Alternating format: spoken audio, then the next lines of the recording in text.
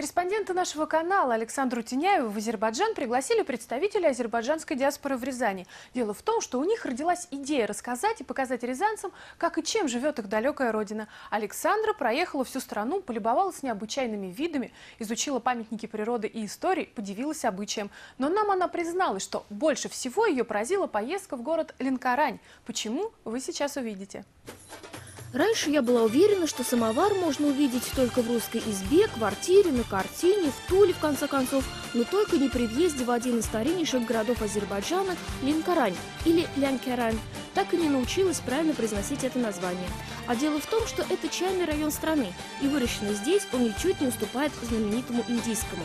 Поэтому первым делом гостей здесь угощают чаем. Кстати, в чайные дома, чайханы, ходят только мужчины, женщина там редкий гость. Вообще же Ленкорань считается городом ремесленников. Здесь прекрасно развито гончарное искусство, ювелирное, а еще плетение. Это, можно сказать, предок современной походной пенки, так называемый хасир, ковер из тростника. Когда-то в старину его использовали вместо дощатых полов в землянках. А сегодня, летом, когда дома жарко, его можно вынести на улицу или взять с собой на пикник, и удобно устроиться всей семьей.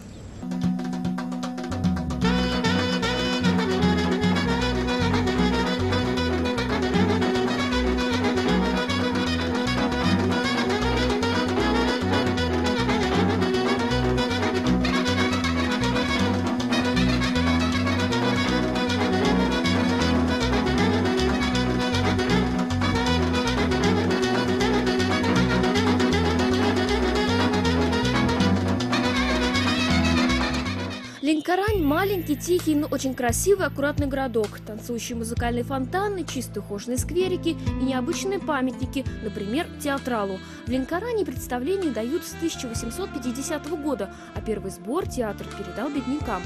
Есть памятник дружбе. Говорят, прототипы этих двух кумов до сих пор живы, и водой их не разольешь. В самом городе сохранилось не так много памятников старинной архитектуры, разве что маяк и достатки крепости. В местном музее нам рассказывают о том, что живут на этой территории люди с эпохи неолита, что какое-то время обитали здесь софисты, затем хурамиты, что за эти земли боролись Россия и Иран. Сейчас здесь о войнах напоминают разве что памятники, а так это многонациональный город. Высоко толерантность, люди уважают друг друга. Так и можно на девочек посмотреть, но очень вежливо. Вот что меня больше всего впечатлило в поездках по Азербайджану, так это людские взаимоотношения. Взять хотя бы детей. Часто ли у нас старшие принимают в компанию младших, берут с собой на прогулки, только если под родительским гневным взором и явно без энтузиазма. Здесь же это в порядке вещей, потому что так принято. А у местной нестоличной молодежи слово «клуб» не ассоциируется с развлекательным заведением. И на вопрос об отдыхе не отвечают: на дискотеку ходим. Вчера с одноклассником ходили, там на море гуляли, в футбол играем. А клубы какие-то? Клубы здесь. Клубов мало, конечно. Здесь в основном здесь, например, стадион есть, здесь клуб свой есть, сказать, Ленкорань. И сам спортом занимаюсь здесь. Если вы в Азербайджане спросите, что такое Ленкорань, одним словом вам ответит – это ливанги. В этом небольшом ресторане ливанги готовят по бабушкиным рецептам. Ими поделился личный ленкоранский повар президента Алиева. Берем это лук, режем на несколько частей, и потом берем особенно камень есть. С этого мы начинаем его давить. Наверное, на камень. Дашь. Обыкновенно, речной, да. Растереть камнем вкуснее, чем теркой, да и сок не теряется, как в мясорубке. Затем то же самое проделываем с грецкими орехами.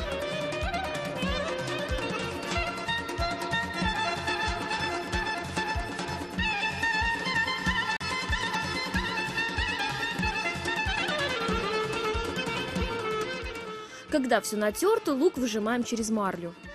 Воды, которая есть, это слишком много, и еще она горькой будет, если много воды останется в лавандине.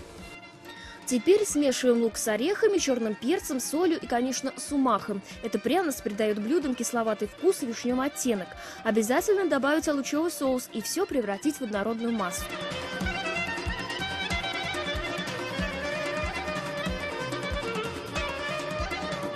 этой начинкой мы фаршируем рыбу. Ее нужно надрезать и также приправить солью, перцем, алычой.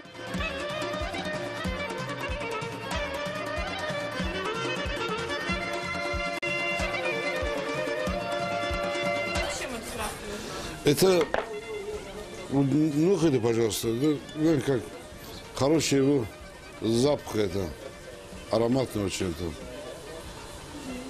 Вкус дает еще.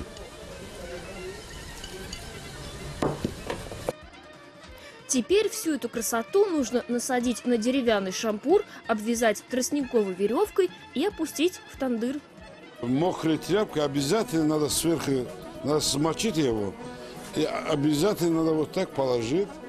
И желательно крышки есть такие побольше. И вот так. Через час будет готов. Честно говоря, всю дорогу от Баку до Ленкорани, а это около 300 километров, нам рассказывали о ливанги. И очень уж хотелось попробовать этого божественного блюда. А вкус вспоминаю до сих пор. Кстати, ту же самую процедуру можно провести с курицей, так что смело приступайте к кулинарным экспериментам. Но предупреждаю, настоящий ленкоранец ни за что не поверит, что где-то еще можно приготовить такой же настоящий ливанги. Наш рассказ мы начали с чая, но забыли упомянуть, что в этом районе удивительный климат, субтропический. С одной стороны Каспийское море, на побережье которого раскинулись курортные городки, с другой Талышские горы, необычайной красоты, покрытые лесами и скрывающие настоящие чудеса. Одно из таких чудес – источники Истису, горячие воды с лечебными свойствами. Из-под земли вырываются ручьи в 70 градусов тепла. Конечно, в таком котле вам никто не предложит искупаться. Каждому пациенту назначают свою ванну со своей температурой. Уникальный состав химических элементов позволяет лечить ревматизм, радикулиты, различные дерматиты и успокоить нервы. Рассказывают, что после лечения здесь люди бросали костыли. Я бывший футболист, у меня вот в ногах был болел вот ноги. В прошлом году вот ванну принимал, я не работал. Сейчас работаю здесь, а не работал. Принимал вот где-то 20 ванну. Все это вот прошло. И снова едем дальше и выше. Горного орла я так и не увидела, зато полюбовалась на горных коров. Азербайджанские буренки – неплохие скалолазы. И, кстати, есть у них одна особенность. Им практически не нужен пастух. Корова сама знает, когда ей надо выходить пастись и когда возвращаться. Дорогу она при этом тоже хорошо находит. И вот, наконец-то, мы добрались до одного из чудес азербайджанской природы – трехступенчатого Ердымлинского водопада. И с погодой повезло, нас встретило солнце. Весна в этих краях выдалась на редкость холодной и пасмурной. Но все же, в то время как в Рязани таял последний снег, в Азербайджане горы покрывались цветами.